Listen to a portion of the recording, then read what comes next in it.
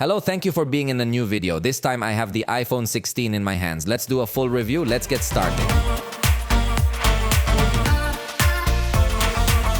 This is the most basic model of the entire iPhone 16 series. Therefore, it will be the most economical model of this series, although it is not necessarily an economical device if you compare it in the general market. For example, the 128GB model has a launch price in Mexico of 19,999 pesos.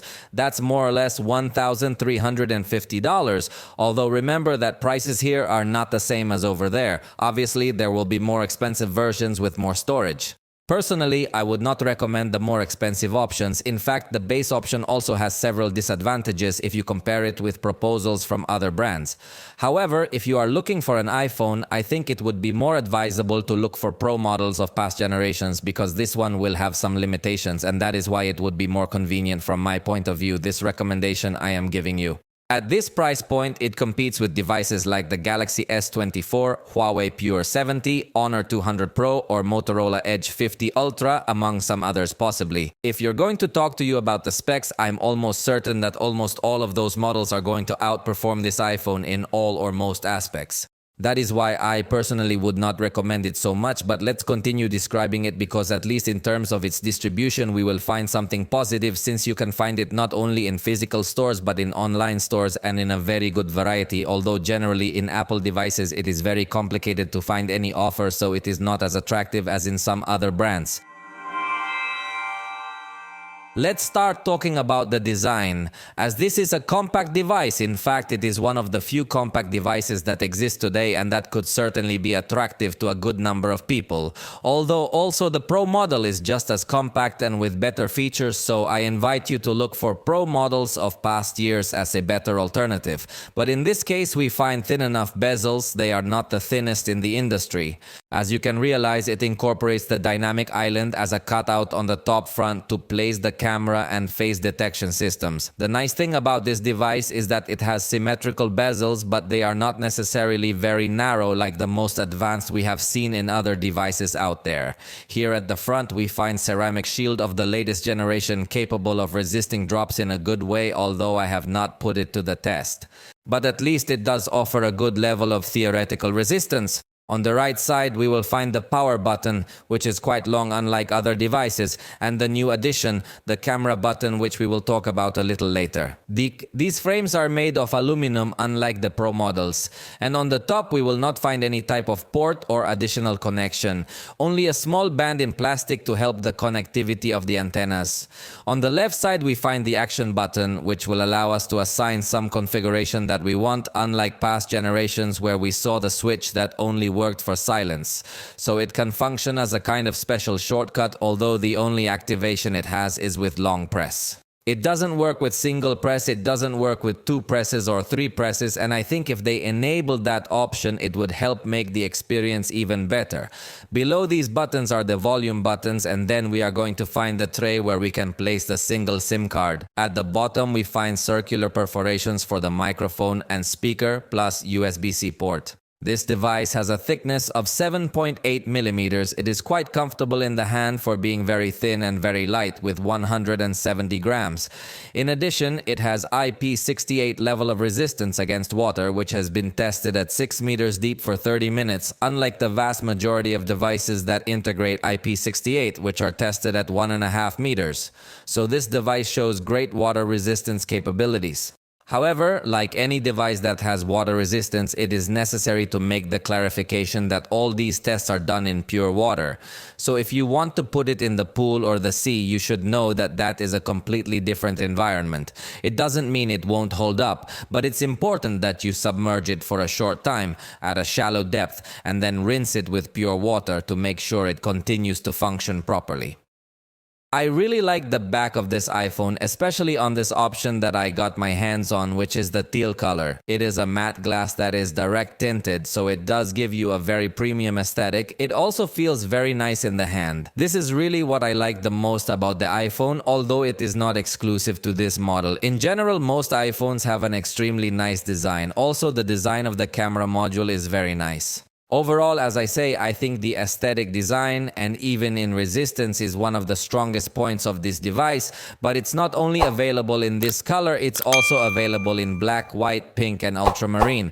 That would be another benefit of this generation that has a new color palette, and it is quite wide for you to choose the one you like the most. So if you want to be guided only by aesthetics and the view, it really is a good choice. The screen has a diagonal of 6.1 inches. As I anticipated, it's a compact device, so its screen is compact as well. Although still with enough space to work in a good way, it is not perceived as a small screen but compact. Its resolution is 2556 by 1179 pixels to achieve Apple's traditional retina density. So it has a very good level of detail. The colors look good. Remember, it's an OLED display, so everywhere you look at it, it's a very good display. Colors, viewing angles, contrast, and even brightness, because its maximum brightness is 2000 nits. This is when you're outdoors in bright sunlight, and believe me, it really does look like a spectacular display in this regard. In fact, we are also going to notice that it manages to go down to a net when you are in darkness and you have the brightness at the minimum. Remember that it also has the option to reduce the white point in the accessibility options if you want to lower the brightness even further at night. So it's a really very good experience in many ways. However, the screen is still left with 60 Hz, and in this price range it's practically unacceptable. It's rude for Apple to integrate this technology. The movements are not going to look as fluid as they do in the vast majority of smartphones today. We would like it to be at least a 90 Hz screen, but still seeing 60 Hz at this price really seems very bad to me, and that is why I recommend you more a Pro model of past years. I remind you that in this case the screen has XDR technology. That is, it will be able to show some areas brighter than others. For example, when you review a photograph, you will notice that the sky or a lamp that was lit is brighter to give it much more realism. In the same way, it supports HDR content when viewing videos. And another element that I always like to highlight about the iPhone is that it has True Tone on the screen. This means that the white balance will be automatic. If you're in a warmer light environment, the screen will also become a little bit warmer, and the same thing will happen if you're in a cooler light environment. This allows you to have a much more comfortable viewing of all content, and it's something that not all devices integrate, which is why I love it, but it's also available on the Pro models from years past, mind you. As for the sound, we will find two speakers. The main one is at the bottom, the secondary one is in the earpiece area for calls. You should know that although it does have stereo sound, in reality the sound is perceived very unbalanced. The speaker at the bottom is the one that has more power and greater strength in the bass, and therefore it seems a little loaded sound to that speaker. I think in that aspect you do get a sense that it is not so premium, although the sound obviously overall is of excellent quality. It sounds great, it sounds loud, but if we want to get picky, definitely that the stereo experience is not so positive.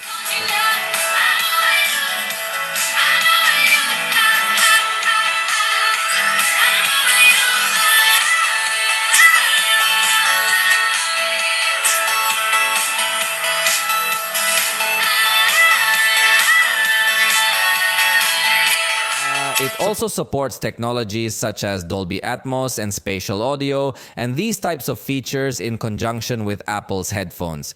In fact, in this aspect, you start to notice how Apple closes its ecosystem a lot, since, for example, if you want to adjust an equalizer, it is only available for Apple Music. If you want to use high-resolution wireless headphones, it will only be available on Apple headphones such as AirPods or even Beats, as they have their own codec called ALAC for high-resolution sound. If you do not have headphones of this same brand, you are going to have to settle for using the AAC codec, which is not bad, but there are other codecs supported by other high-resolution manufacturers that Apple chooses not to integrate into its iPhone. Regarding microphones, there is good news. Generally, Apple's microphones are of good quality, but here it is well complemented through software, since, for example, when you are on a call, you can select if you want the microphone to have voice isolation and cancel all external noise, or you can also select if you want to have a wide spectrum audio that has no cancellation and the audio is captured as it is sounding. I think it is always positive that the user has the opportunity to choose between one and the other. In addition, when recording video and editing it in the devices gallery, you will also find an option to enhance the audio that was captured by the microphone. En este momento estás escuchando el audio estándar sin ningún tipo de ruido. Ahora una persona empezará a hablar atrás de mí y evidentemente que puede llegar a interferir en mi audio. Ahora vamos a cambiar al modo primer plano, que debería cambiar el tipo de captación del micrófono, y ahora vamos a cambiar al modo estudio y posteriormente vamos a cambiar al modo cine. Aunque esto lo estamos grabando con la cámara frontal, creo que esto funciona mejor con la cámara trasera. So, these editing tools with artificial intelligence to improve the audio of your videos seem very attractive to me. If you suddenly forgot your special microphone and you like to create content and things like that, I think you can save yourself on several occasions. But now let's test how these microphones behave in a very noisy environment to simulate as if we were at a concert. Así que...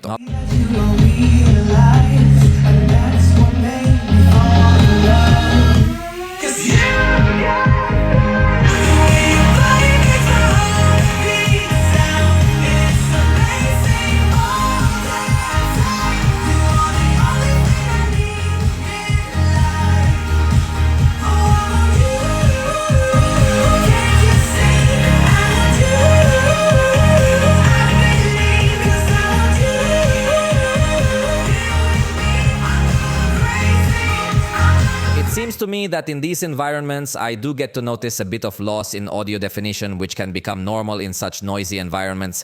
Remember that the vibration engine of the iPhone is on the X-axis is a really very good engine, which even gives you responses when you touch some other buttons or interact with elements. In that sense, the experience is very good, but honestly, I was expecting a little better performance. The front camera of this device is 12 megapixels with f1.9 aperture. This would be one of the few utilities that we could find for the camera button, since in practical life I do not think you would use this slider to adjust the zoom if you know that you can adjust it with much more ease and speed through the screen.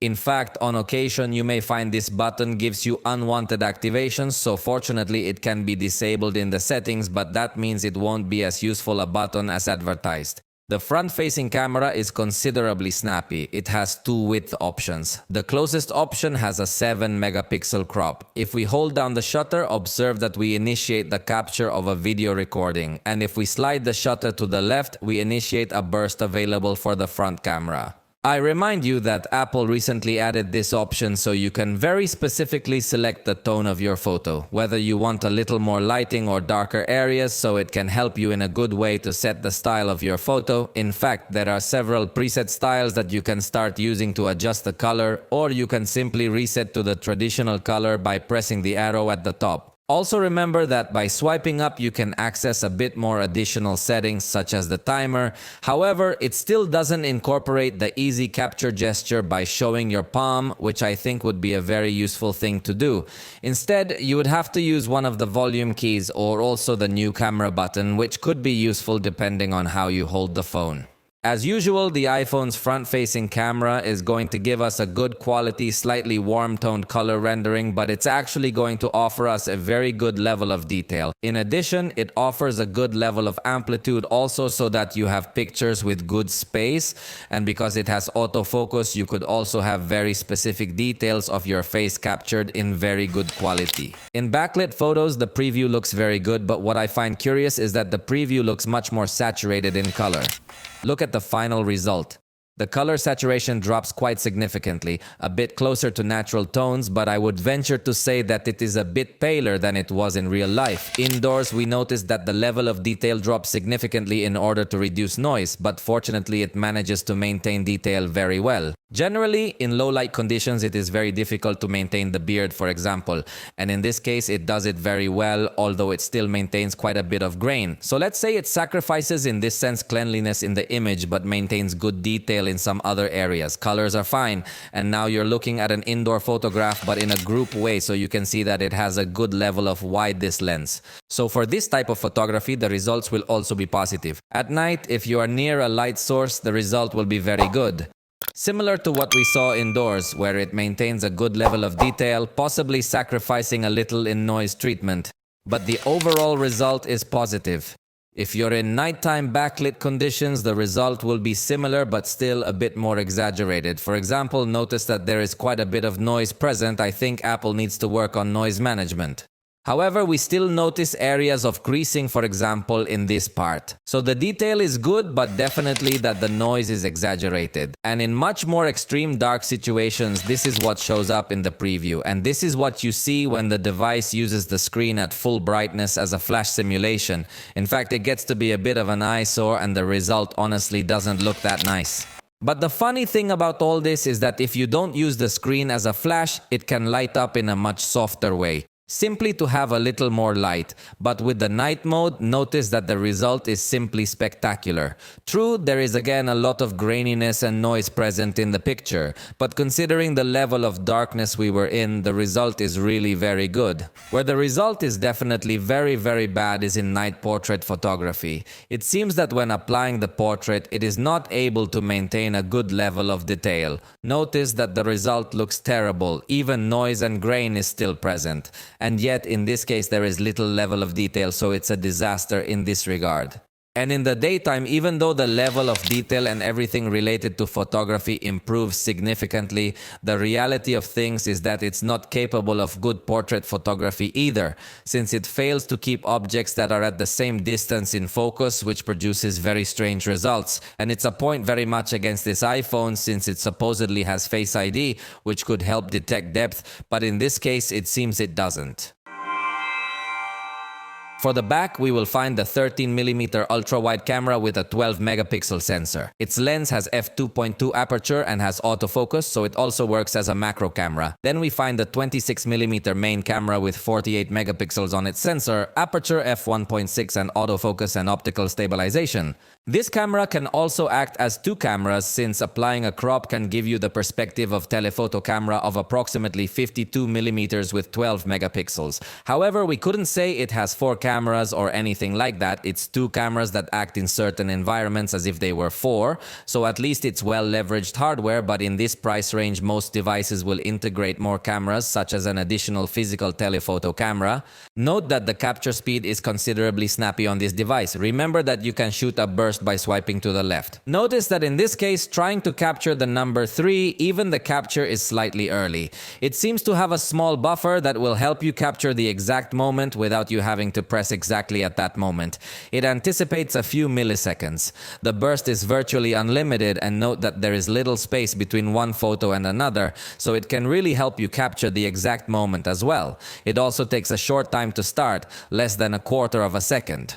On the rear camera, you can also access the color settings that I was showing you a moment ago to select a slightly different color, or you can also access different color rendition presets that Apple has previously set up. Each of these you can modify, and in this case, you can tap to adjust the focus or exposure. However, it does not have a professional mode that allows us to have manual adjustments as we do see on most other devices, although you could buy apps for that.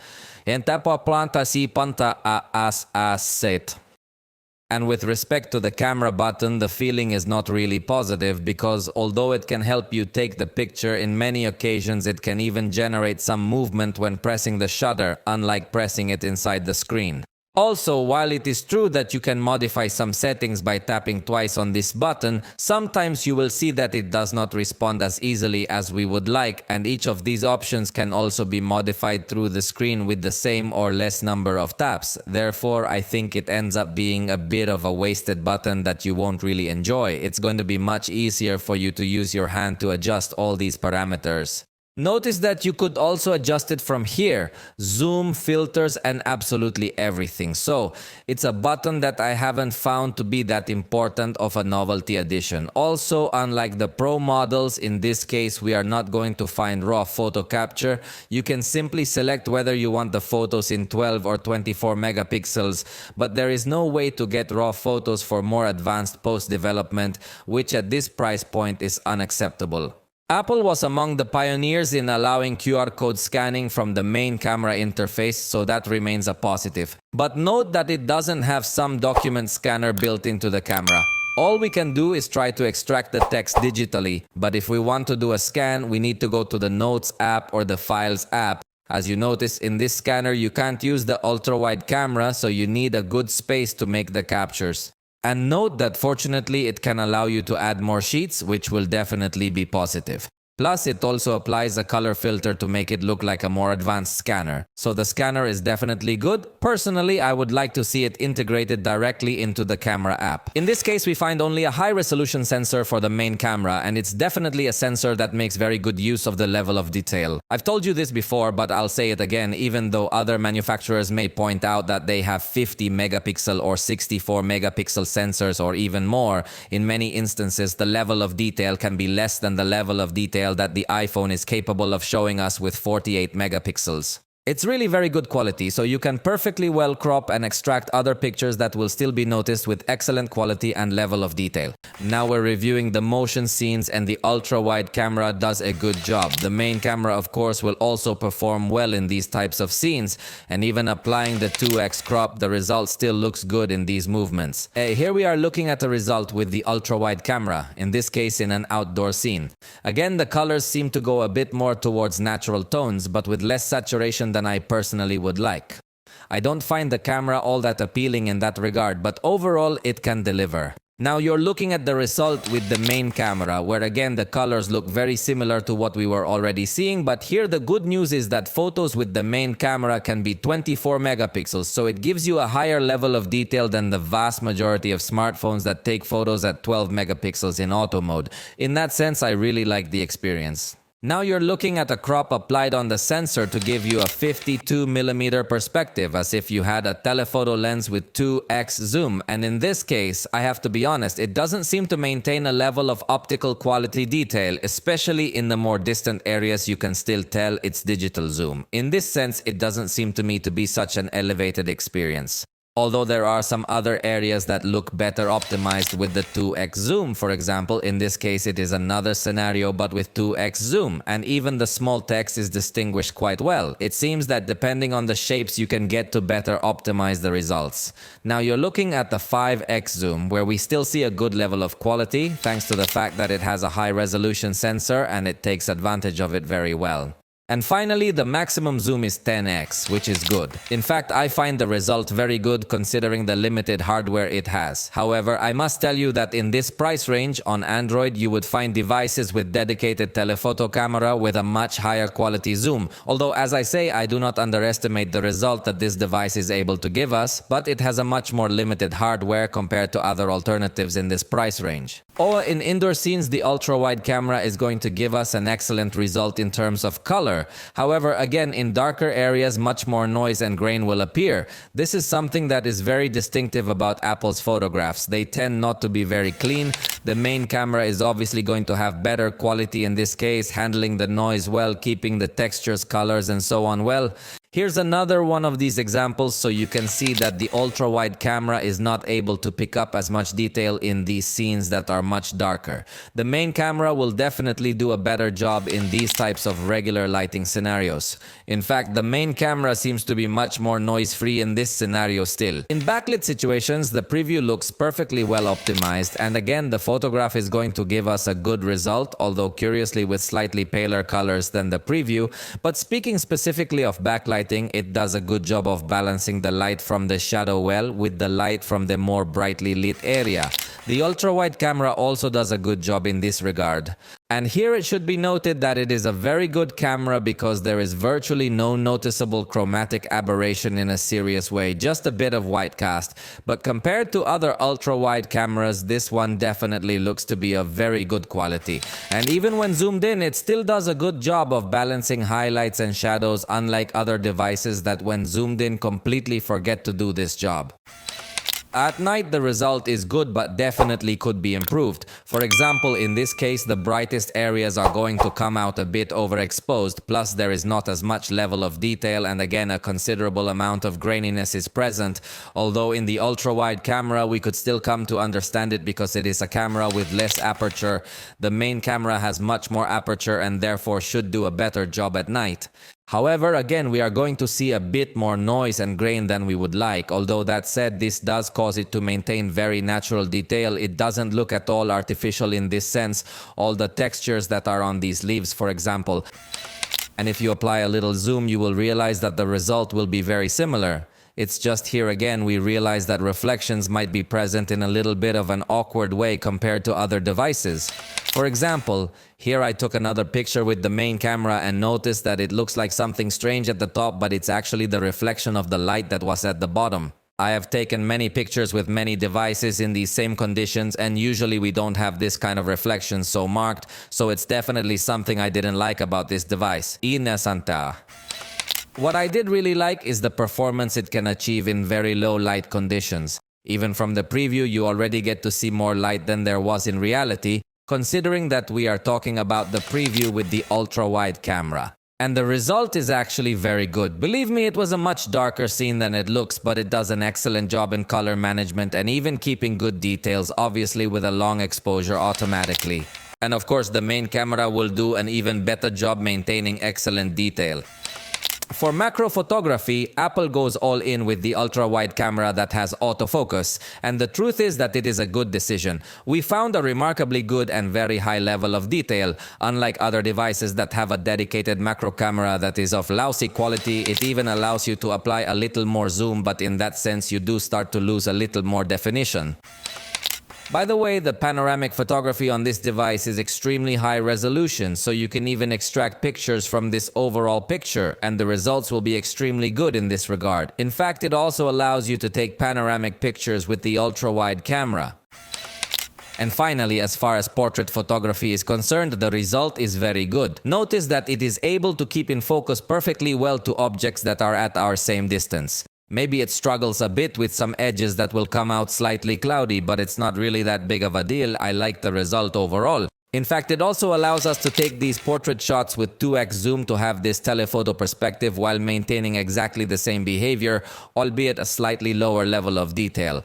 Here, what should be noted again is that they do not have a physical telephoto camera that allows us to take even more advanced portrait photographs. So it's not that it gives bad results, but in this price range you can find much more attractive things on Android, for example. And in the evenings, this would be the result of portraits.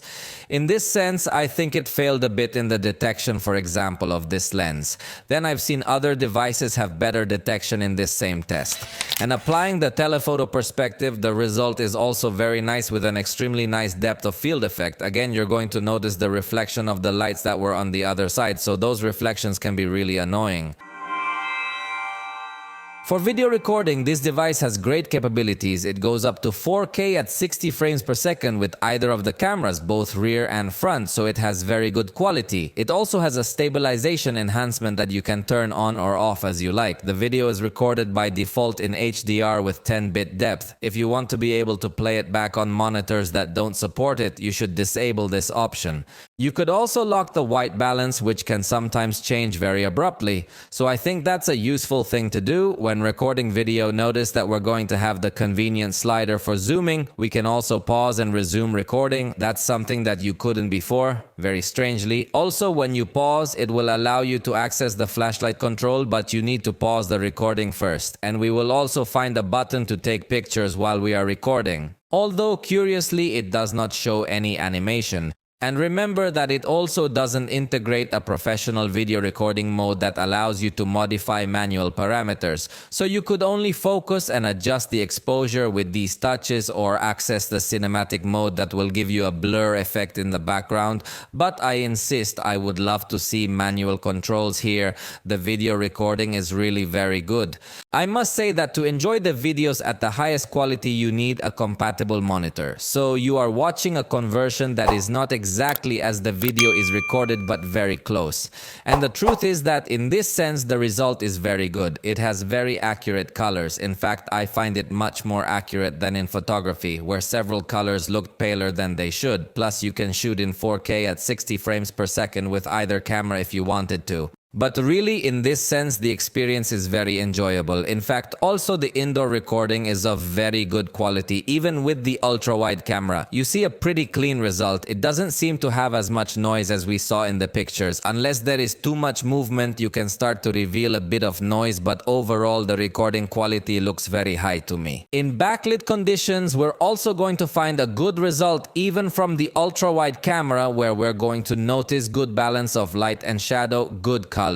Even if I am closer to the camera, it still has good balance, unlike other devices where detecting a face closer, the difference between the most illuminated area and the shadow area is more accentuated. But in this case, the result is also very good with the main camera. So in general, we can say that this device is one of the most advanced when recording video. At night, just like what we saw in indoor scenes, it maintains a very good result. Even the ultra-wide camera with little presence of noise seems to control it very well. Perhaps the most illuminated areas do not get to expose them in the best way, the main camera the same, and we still see those reflections that I told you in the photograph. But the main camera has an exaggeratedly good performance in conditions where there is no direct light. The truth is the result is very good. The ultra-wide camera may suffer a bit more if there is no light directly present in the scene, but it is still an excellent result. There is nothing to complain about in this regard. Even if you apply a little zoom, the result is still good, although when you zoom in, you notice much more the algorithm that tries to reduce the noise. But honestly, I really like the result in itself. As for stabilization, we will achieve a spectacular result. With the ultra-wide camera, it is possible to notice even less compensation movements. Note that even when running without the action mode, the result is already very good. Switching to the main camera, we will also notice a very good stabilization. Compensation movements are practically not noticeable. When you are running, you may notice them slightly, but it is one of the best you will find in terms of stabilization. Even if you zoom in a little bit, you notice that again the stabilization holds up very well. This is another one of those fundamental factors when recording video, and that's why this device is so good at recording. For action mode, the resolution is lowered down to the resolution of the camera, but it still maintains good detail and above all excellent stabilization when you are running. So the action mode is useful for scenes with a lot of action, but if it is not so much action, even without the action mode, you can have a very good result. This device also allows video recording with portrait mode, where we are going to find a blur in the background. Apple calls it cinema mode. If there is not much movement, the result is natural. If there is a little more movement, I think it still has a good job. Even if it doesn't detect the face, it still focuses correctly.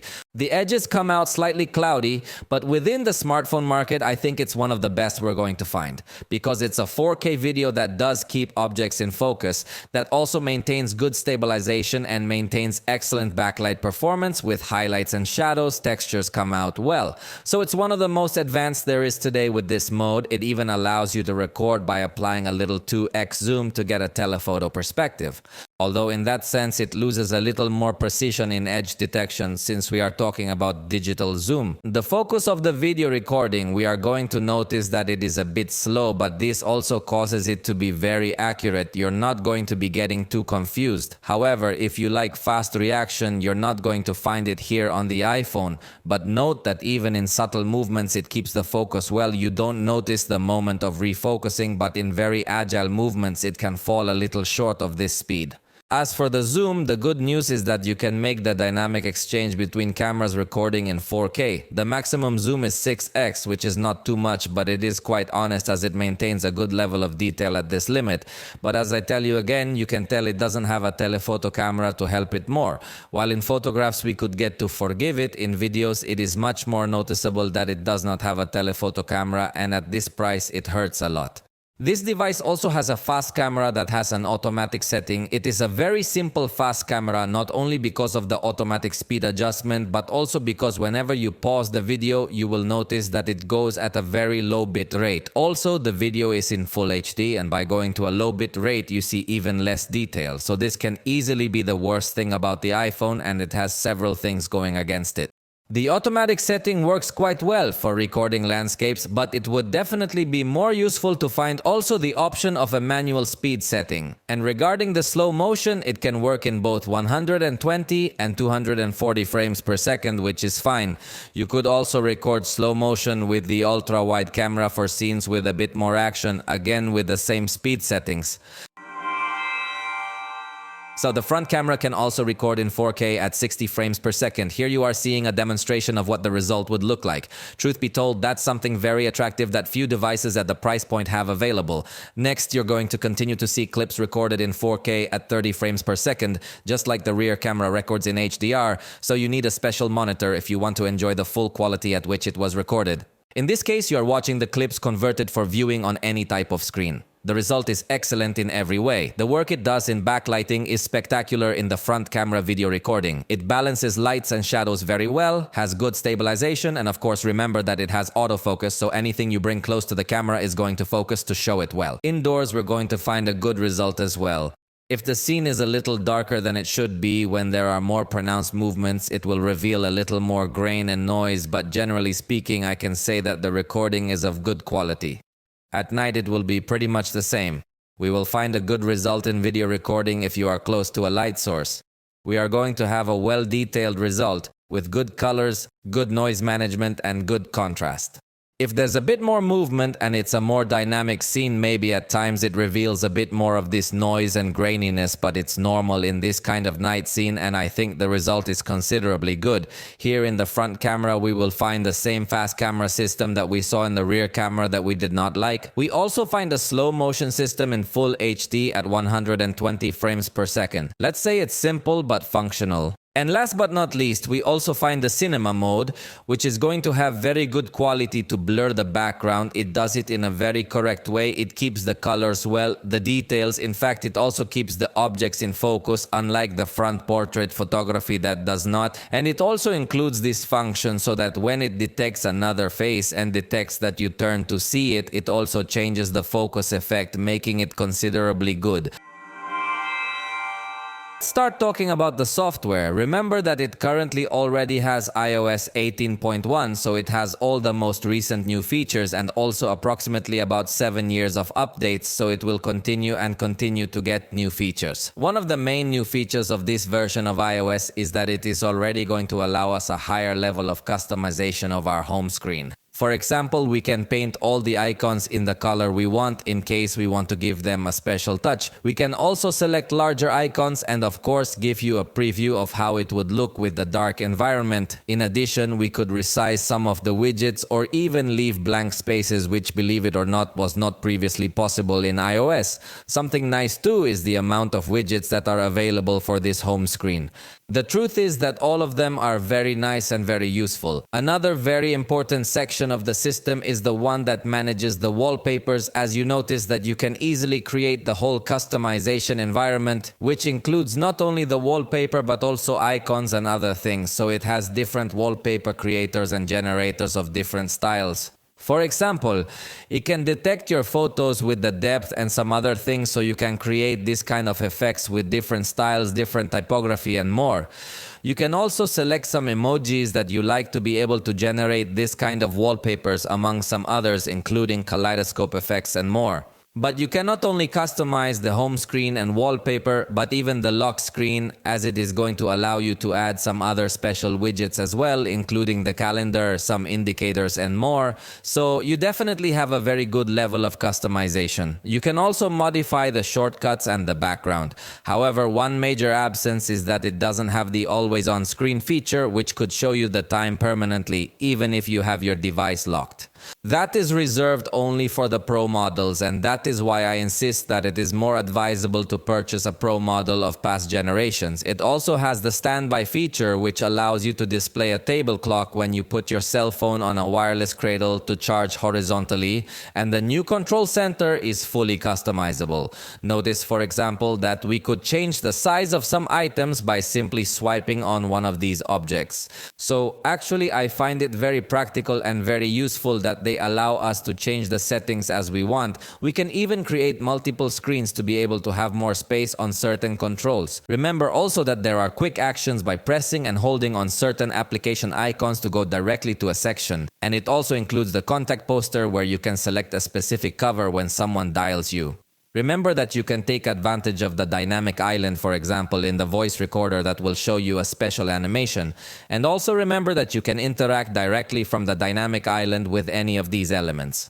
In the dynamic island, you could also have timers and some other live activities. Even through the dynamic island, the iPhone starts to support background activities, something it should have had a long time ago. So for example, you could now leave uploading an Instagram story while you're out of the app, something you couldn't do before. And note that from this part, it's going to be showing you the progress. So, hopefully more developers take advantage of this access to the background through the dynamic island. As I was telling you, it has an action button that will allow us to select an action only through the long touch. It would be much more interesting if it would allow us to also map actions with double tap, triple tap, or something similar. Fortunately, you can place some special shortcut you have designed in the Shortcuts app or some other tool. It also has an option to make a summary of the notifications you are receiving throughout the day, which can be useful to avoid so many distractions. So you can select from which applications you want to receive the summary and which applications you want to send a notification directly. You choose what time you want to receive these summaries and that's it. I think this is a very positive feature, although I didn't like the way they were displayed as much. And speaking of focus, remember that it also integrates focus, where you can select which apps will be available while you have that focus activated. Likewise, who can call you and who cannot, so you can create different focuses. Aside, the Shortcuts application also tends to be very prominent on the iPhone, although personally it seems to be a bit difficult to use. From my point of view, it is not so easy to create custom shortcuts, but fortunately it has a gallery of different shortcuts and automations that you can use created by Apple, so you can take full advantage of your phone. Remember that the Photo app has been redesigned so that at the bottom it shows you some categories and you can explore all your photos in a simpler way. It is even able to create some memories in conjunction with music to see a presentation of your photos in a more pleasant way with transitions and movements. You can save your trips or highlights. Obviously, the more you use this application, the more you will be able to see your photos categorized. Remember that in the Notes application, we will also find the ability to do mathematical operations. In this case, I did a simple operation, but even supports putting algebra variables and much more complex equations. You can do the same in the calculator by accessing the mathematical notes section, and of course the scientific calculator is also available. The iPhone also has a measuring app available. However, in this case, remember that it does not have a LiDAR scanner on the back, unlike the TROP models, so it is not as advanced a measurement. It also includes the Compass application, which might be a bit too simple for many users, but on other phones you usually need to download the Compass separately, and it will certainly include a lot of ads. One application that Apple recently introduced is Journal, where you can record everything that happens in your day. Not only can you write, but you can also add some pictures or some memories you have had and then read everything that has happened in your day. Obviously, Apple has also added other apps such as Freeform, which is more useful on iPad because of the larger size, but it is an infinite canvas where you can have mind maps or similar things. The addition of GarageBand is very special for creating music at no additional cost with lots and lots of options. iMovie is also a good video editor, and obviously apps like Keynote, Numbers, and Pages are going to allow you to work with Office documents without having to pay any subscriptions or anything additional. So this whole suite of apps can be very attractive if you're coming from Android and are considering switching once. It also has a one-handed use mode, although it doesn't zoom in on items that are far horizontally, it just zooms in on items that are far vertically. So it doesn't strike me as the most useful thing we've seen in the industry. And of course, remember that you can extract people directly from the photos in a very simple way. In fact, you could even navigate to another application to send it as an attachment without releasing, so it can be useful in these environments as well. Let's now talk about the artificial intelligence tools, starting with the translator, which by default works with an internet connection.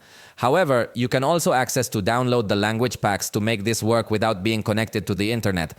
In fact, you could also enable this option so that all translations are done specifically on the device and do not consume mobile data, for example, if you are traveling. So it may prove to be a useful tool.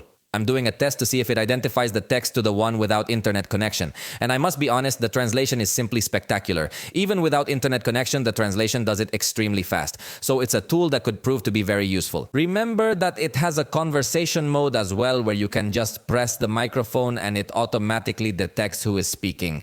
I am speaking in Spanish to try to do the translation through this cell phone. I repeat, it does not have an internet connection, and that is why it is remarkable that this translator works at this level with this speed. Simply excellent. Also remember that Apple Intelligence is already available, but only for US English.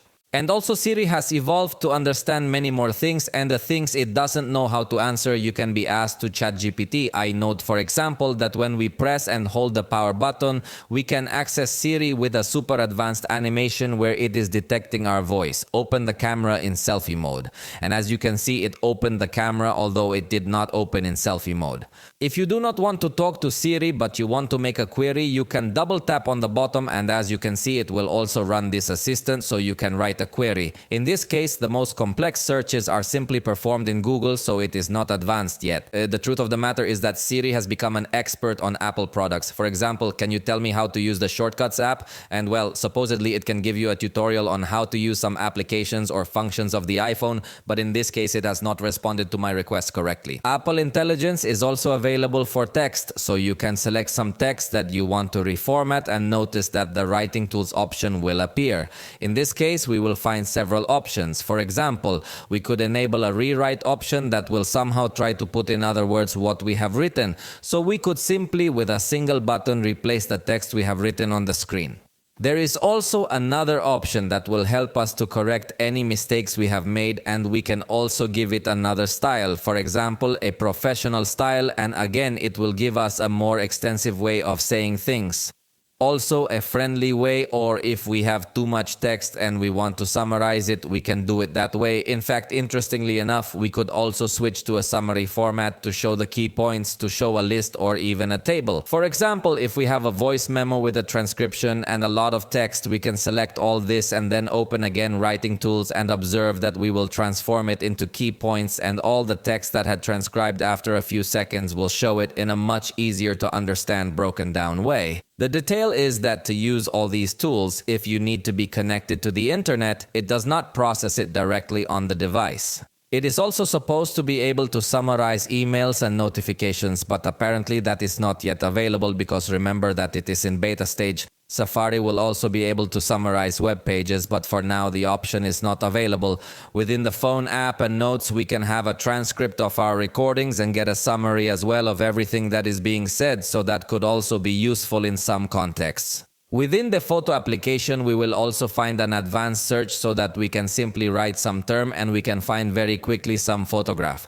Also remember that in the editor, we will also find the draft with generative artificial intelligence. Note that it takes a moment to prepare this tool for the first time, but it allows you to eliminate in a very fast way any object that appears on top of your photograph, and as I say, the filling will be done through generative artificial intelligence in a very effective and really very fast way. And it does this without the need for an internet connection, so it's really very good. Let's now talk about security while I tell you that it integrates this three-dimensional facial recognition system. So it will ask us to rotate the face when we do the registration for the first time in order to be able to scan very accurately this face. So it's an advanced facial recognition, but it doesn't have a fingerprint reader that would have been perfectly well placed on the camera button. Apple has very good options to try to prevent theft. You could even have all your content erased if someone is constantly trying to unlock it. It now has a password app where you can manage all the passwords you have saved, including passkeys, to autofill them with Face ID in the appropriate forms. It also allows you to create different restrictions and usage time in this section of the settings. You can have some timers, app limits, also allow some apps that you want, or have some other alerts. Also, finally, they have added an option to be able to select to require Face ID for some apps when you open them. You could also hide some apps if you want that. Besides requesting Face ID, they do not appear on the main screen but appear in a folder that is all the way to the bottom. Then we already find better privacy and security mechanisms. Also in the gallery, for example, you could select some images and subsequently select that you want to hide them. In this case, they will appear again in an album that is at the bottom, and to access these hidden pictures, you need to verify with Face ID. So as I tell you, the iPhone has really very good security options, and recently they have added utilities that were basic and were not in past generations. Now let's talk about the battery, which we don't know its official capacity, but unofficially we could say it's a 3561 milliamp battery. In this case, unlike Android, I cannot do the same tests I always do since it is another operating system with other applications. But taking as a reference to other iPhones where I always do the same tests, in this case it gave me 4 hours with 2 minutes performing continuous benchmark tests with the brightness at maximum and the flashlight on. That is, it gave us about half an hour more than the last generation in this high-stress test. Surely if you use the device in a more traditional way, it could give you an hour or so more than last generation. So yes, there is an increase in natural battery life as the processor technology evolves. So on battery, I think it doesn't disappoint, especially considering it's a fairly compact device. The battery seems like a positive thing to me. However, with respect to charging, it's always good to complain that the charger is not included in the box. It supports 30-watt charging, and on the screen you are looking at a graph of how this charging test was performed. It has fast charging, especially during the first half hour, as in 15 minutes it went up to 30%. In 30 minutes it got up to 57%, although after that the charging gets much slower. In fact, 30 watts are only received during the first few moments of charging, and then the charge drops to 20 watts. We were constantly monitoring the power received, and this was the result. The full charge was completed in 103 minutes, so it takes a long time to charge to 100%, but at least it does have fast charging in those first few minutes. The ideal, in fact, is to charge it from about 20 to 80 or 85, but if you want to charge from 0 to 100, yes, it's going to take a while. The good news here is that wirelessly it supports MagSafe with virtually the same power as wired, so if you want to have convenience with the same charging speed, you can purchase some wireless MagSafe charger, and as I say, you're going to enjoy the 25-watt charging very well, which is practically going to be the same. The thing to consider is that it doesn't have reversible wireless charging. Fortunately, to protect and take care of the battery, it integrates the charging blocking algorithm or smart charging, so if you leave it charging all night, it can learn your routine to charge slowly, or you can block it from going over a certain percentage, which can also be useful if you carry it connected at all times to the car or similar things. Now let's talk about connectivity, since in this case it integrates 5G for maximum speed. That was obvious in such an expensive device, and also has some options to turn off applications and not consume mobile data but only connect via Wi-Fi. By the way, it also supports Wi-Fi 7 connectivity for maximum download speed. And something very positive is that it also supports eSIM, as expected in such an expensive device. So when you go on a trip, instead of having to buy a physical SIM card, you can purchase a virtual SIM card and through a QR code install it. It's quite easy. And since this cell phone supports eSIM, let me tell you about Airalo, which is a service that offers you an eSIM in case you are going to travel. It can be very convenient. Just sign up before traveling and you will receive a QR code to your email, or also from the same Airalo application, you can have available this QR code that you will later install on your cell phone with eSIM. Just make sure you do not activate the eSIM before you are already on the road. Just install it and leave it ready so that once you are in the country you want to travel to, you activate this eSIM and that's it. You will be able to enjoy the service as you have contracted it. For example, let's say you want to go to Europe. Notice that you are offered several plans at the time of recording this video. They would offer you a gigabyte for 7 days at $5. Obviously, there are also 30-day plans with higher capacities or even longer duration of time. It's all going to depend on you as a user. So in the description, I leave you the link so you can go purchase your eSIM with Airalo. Personally, I already tried it when I went to Berlin and it worked perfectly fine. This is one of the advantages of having a device with eSIM. Also, this device integrates Bluetooth to give good stability, although it is not the latest. And it has NFC for making mobile payments, but it is only compatible with Apple Pay in most of the world. Maybe in Europe they are going to force them to accept other payment platforms, but in general it is with Apple Pay. It also integrates a second-generation ultra-wideband chip that is going to allow us to somehow route the connection. This, for example, allows you to easily find the Apple tags. Through the screen, it can tell you if you are near or if you are far away, and if it is more to the right or to the left. And in the same way, you could find other products compatible with this connectivity.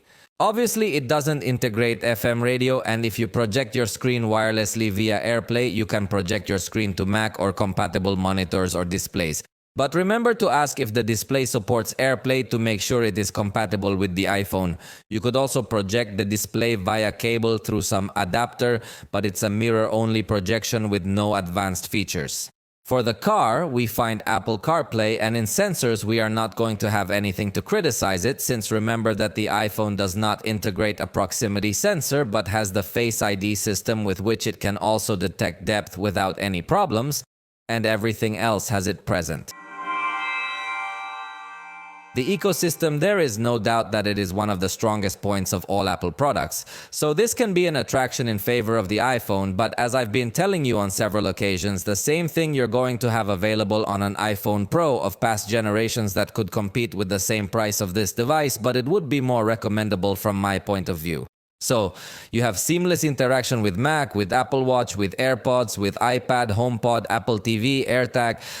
Well, there's a tremendous amount of Apple products that work perfectly well with each other with technologies like AirDrop, Continuity, the Continuity camera. They even recently already updated the Mac to let you use apps from Mac, although it still doesn't work as well as it should, but they're still improving this ecosystem as well. So in that sense, I think Apple is still very good. Plus, they also offer you services. For example, you can sign up for iCloud to have cloud storage. You have services like Apple Music, Apple TV Plus, Apple Arcade, Apple Fitness, and well, many more that show how Apple has its ecosystem as one of its strongest points and pillars that support everything else. So that no doubt is a strong point.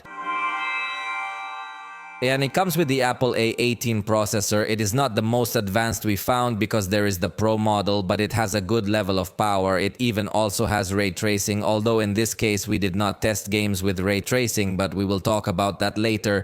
It comes with 8 gigabytes of RAM and versions of 128, 256 or 512 gigabytes of storage. Definitely if you get the 128 gigabyte version, it's going to be a little disappointing because at this price point there are manufacturers that offer much more storage capacity. And it also has 8 gigabytes of RAM. In this case, it took more or less 2.3 seconds to open each of these applications. It is a device that performs very well, opening several things with very good speed. And also, despite the fact that it does not handle a fully functional background, it notes that the applications that are running in the background, if they are kept running, or at least if it manages to resume them in a good way at the time of returning to them. So we are definitely in front of a device that is very fast and that will give you a good experience when you have several applications open.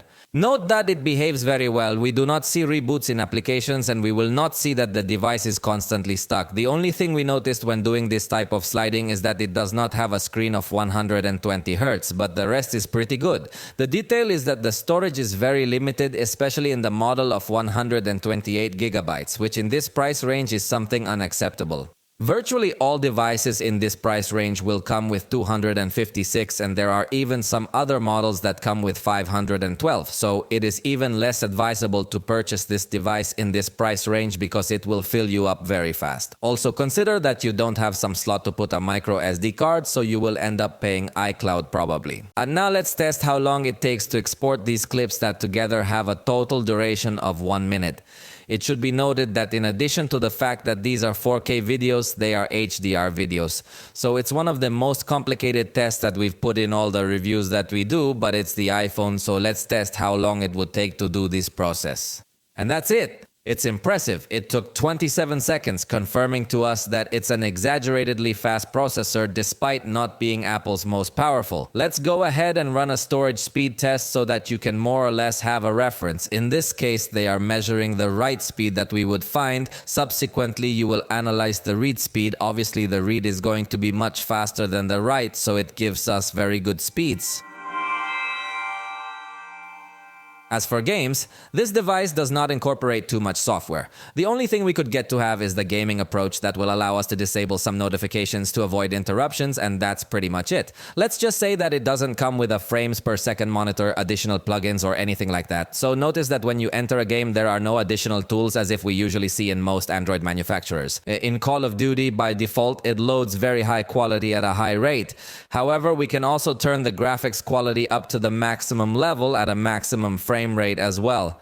Sounds good, although it doesn't have the ultra setting that is available on other devices, so at this price we could ask for it. By the way, you can also add and activate some effects all in real time, so in that sense it works well.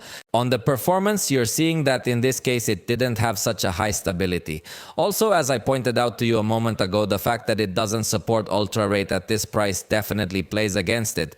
Although this is more due to limitations of the screen than the processor, but even having 60 frames per second as a maximum, it did have some slightly more visible low peaks.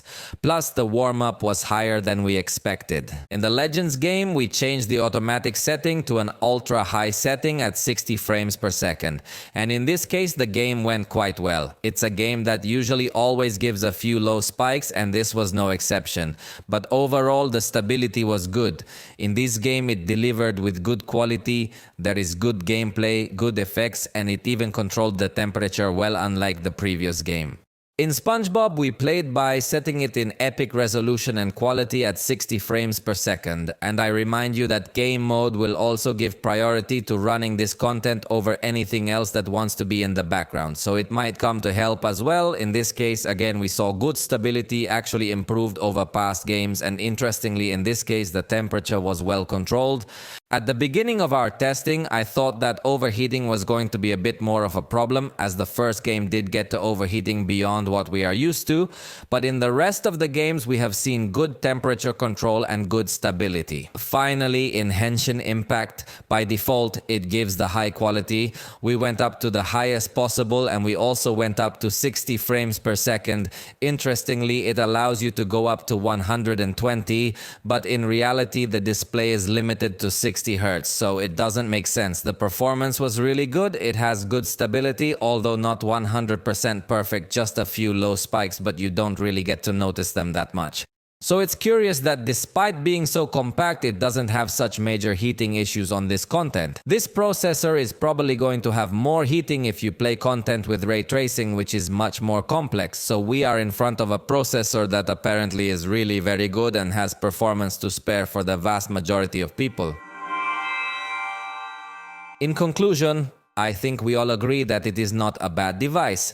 However, for this price, it has two heavy shortcomings that make it generally much more advisable to purchase a Pro model of past years. It is a device that as of today I definitely cannot recommend, even though it has several strengths, but those same strengths are shared with the Pro models of years past, which surely could be priced close to the price of this device. The camera button would be the one thing you possibly won't find on Pro models of years past, but it doesn't represent a really noteworthy utility. For now, that's all for this video. I hope you liked it. If you did, you know you can tell us about it, and we'll see you next time.